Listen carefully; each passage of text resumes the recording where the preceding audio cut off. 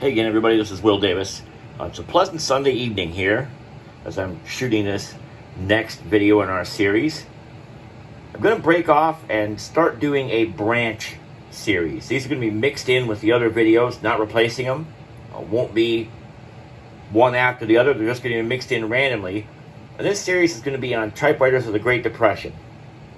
We're approaching 100 years since the onset of the Great Depression.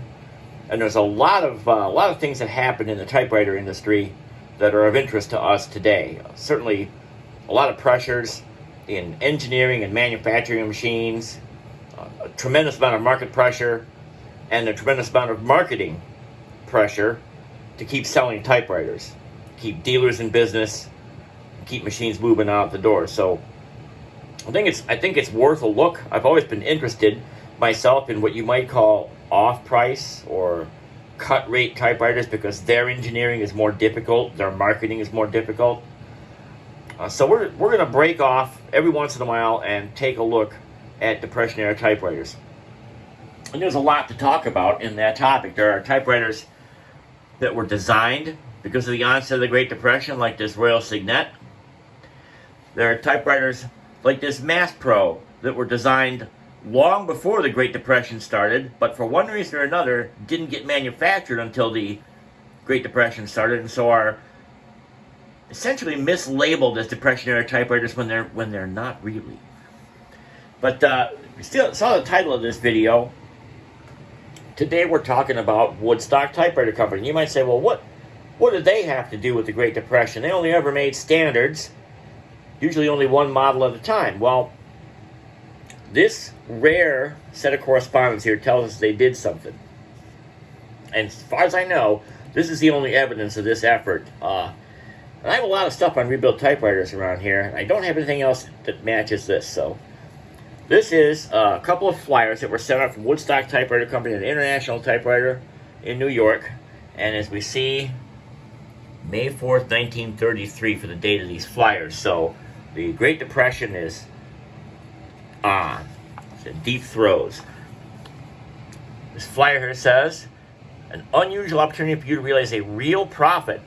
We have thousands of fine reconditioned typewriters, all makes and all serials, taken in trade on the popular new model Woodstock. See this neat map here. Woodstock's rapidly placing other makes all over the country.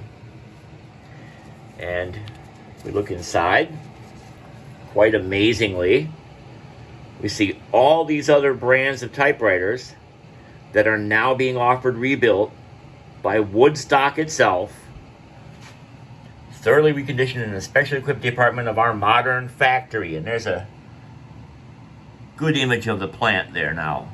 Some of this plant was originally built for the Emerson Typewriter Company. You know, when I'm turning around that way, I'm going to show you something. And there we have an Emerson. This was a fairly bad typewriter, 3-bank with swinging type bars that come in from the sides. The type bars shift when you shift the machine. This machine failed pretty quickly. The Woodstock typewriter was the result of a complete redesign and change in management and ownership and what have you. Anyway, getting back to 1933, we see all these other typewriters of various models now offered rebuilt by Woodstock, telling the dealers, this is to dealers, mind you, you should feature these bargains as good business. Small investment, quick turnover, and a good profit margin.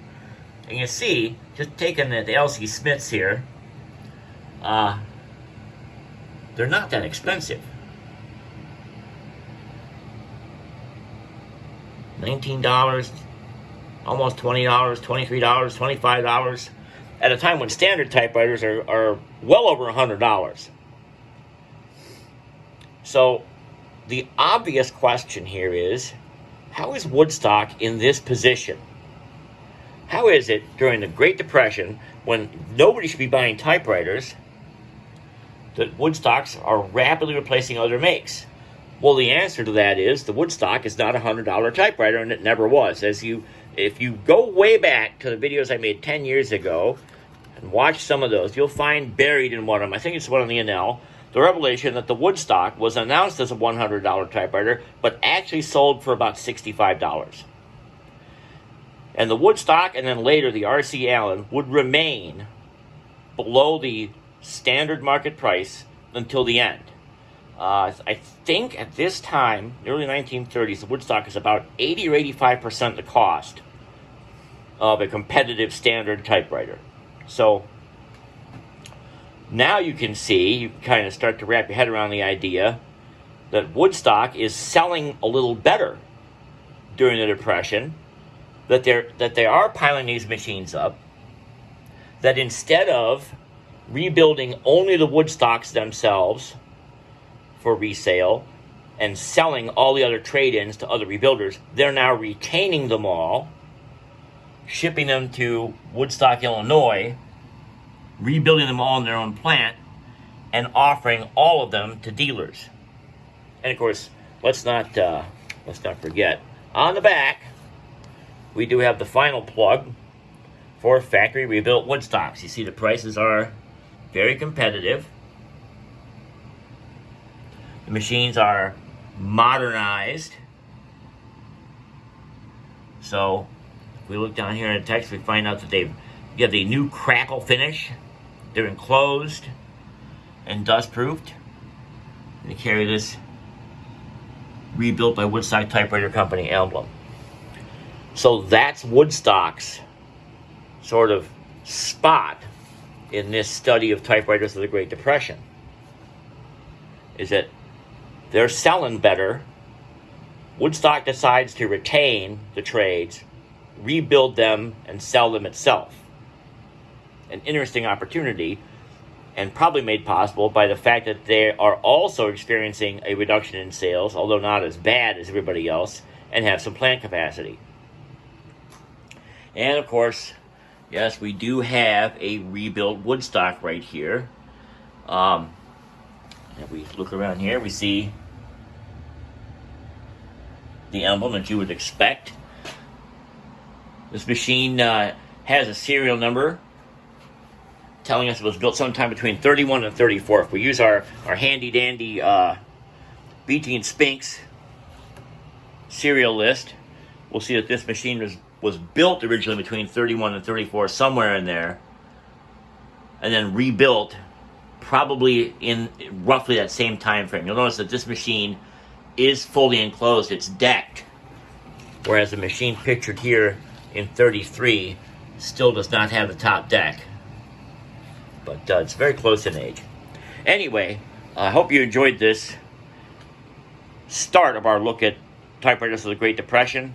We're going to get into many more topics and subtopics about this, but again, those videos will only be sprinkled in occasionally with my regular series of these new weekly videos since the restart of the channel. We'll see you again soon.